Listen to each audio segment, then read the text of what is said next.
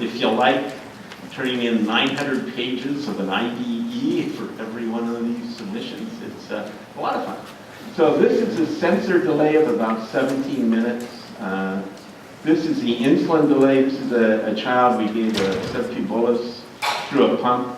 And you can see the insulin reaches half activity around 20, 30 minutes and not full activity till at least 60 minutes. And so when you give an injection, you're lagging behind every time.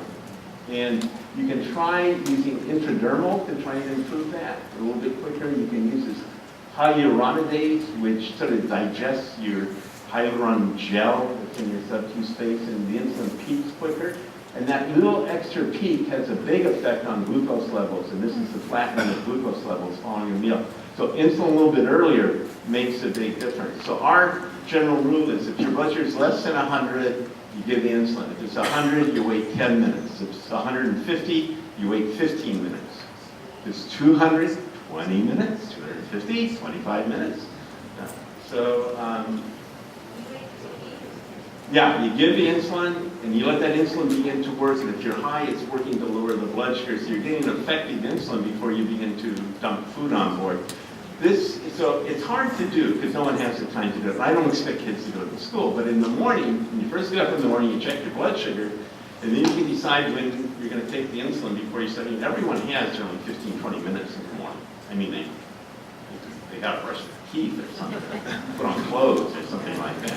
So you roll out of bed, do your blood sugar, and try and find time. You can do it before dinner, too. And breakfast is the meal with the biggest postprandial bump up.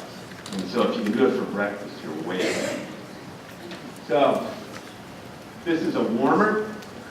And David Klonoff, who I think is in the audience.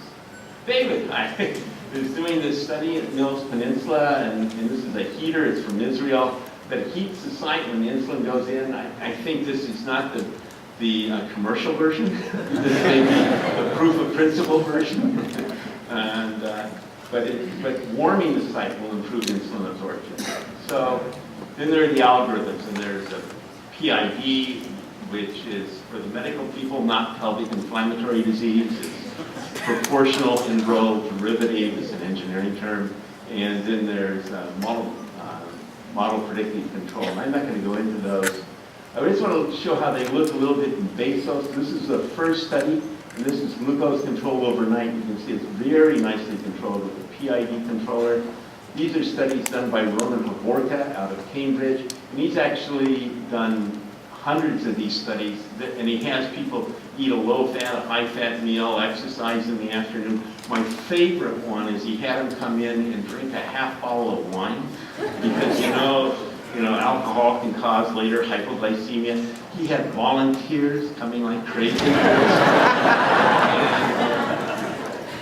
And this is his type of control he does. These are these model predictive little every 15-minute increments.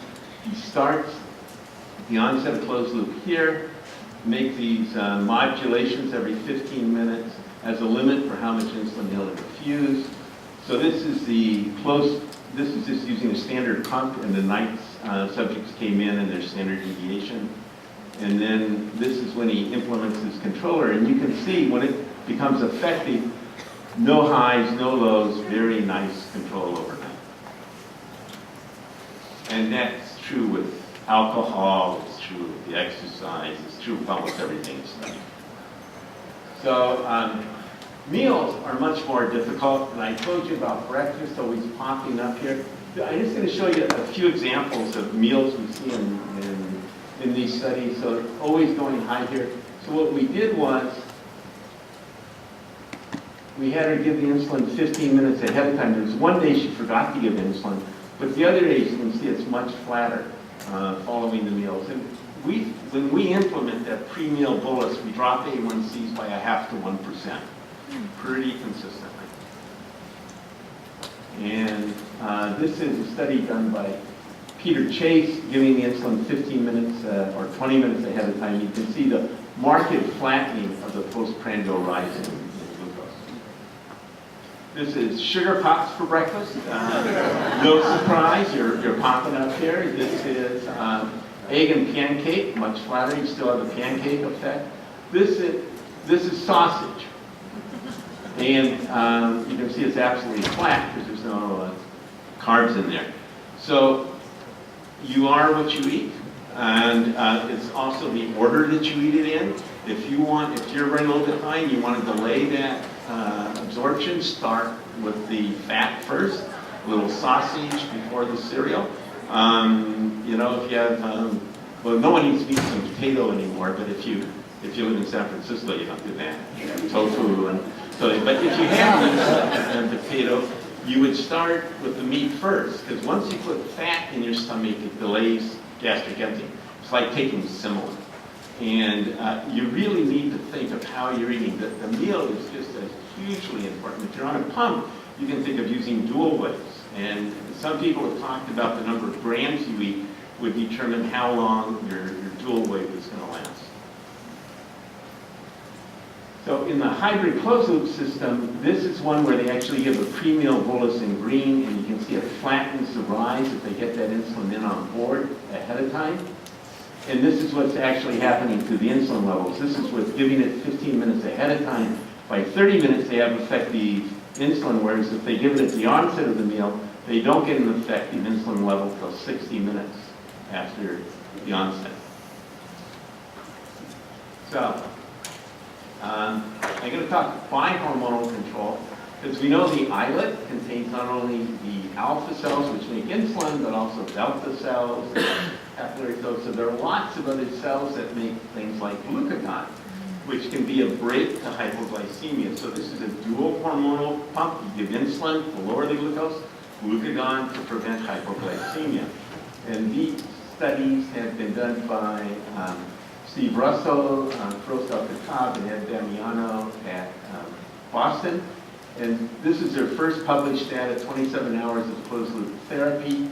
And what they did was they had a model, which was not based on anything but Ed's data on his son, who has type 1 diabetes, that had a peak at 35 minutes and an action of 3 hours, which is a very short insulin effect.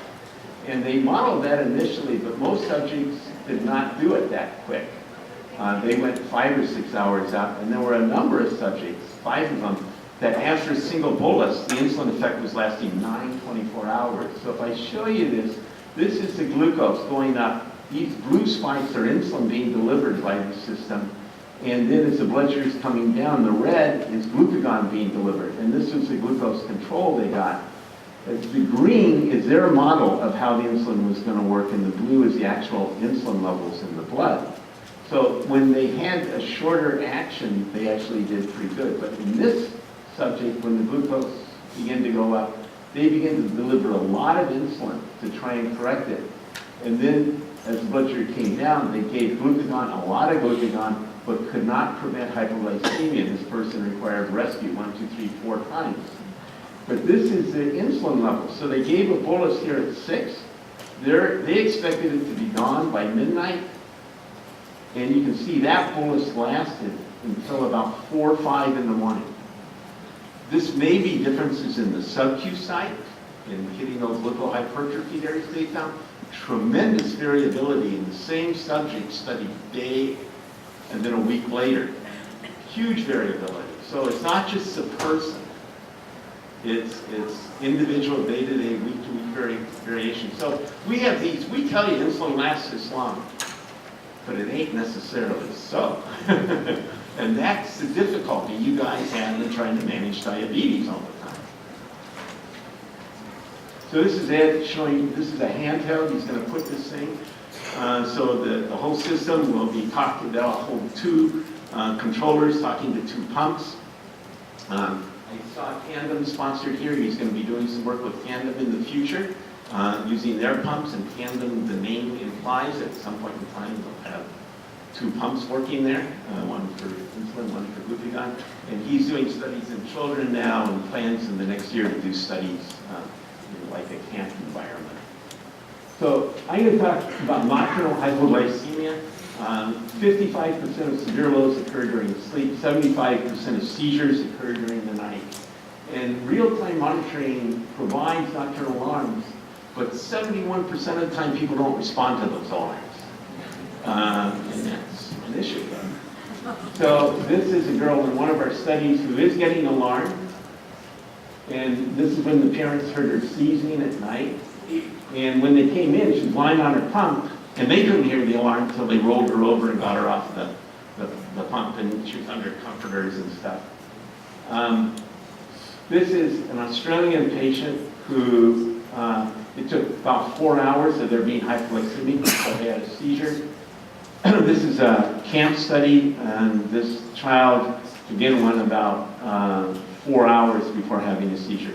So when you think of these severe events at night, it's not something where the blood sugar drops down and 10 minutes later you're having a seizure. It takes hours of the brain not getting enough glucose before then event happens. That gives you plenty of time to intervene and prevent those events from happening. So a sensor lag time of 10 or 15 minutes means nothing for preventing